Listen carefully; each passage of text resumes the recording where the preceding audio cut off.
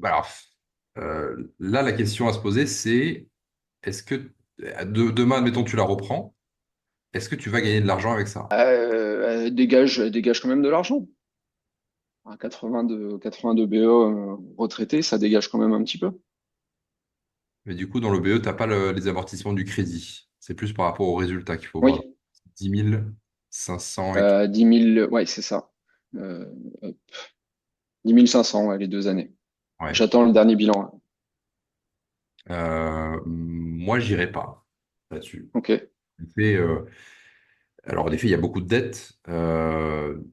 Enfin, la question à se poser, c'est parce que quand tu rachètes une société, forcément, bah, tu rachètes un peu les emmerdements avec. Ouais. C'est un peu logique.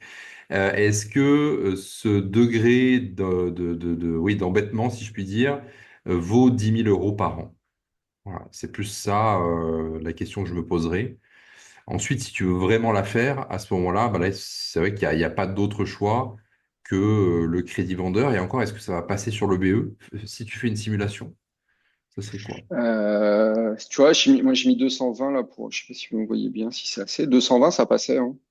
220, ça Alors, passe. ouais, ouais, crédit vendeur. J'avais éventuellement une remontée de trésor.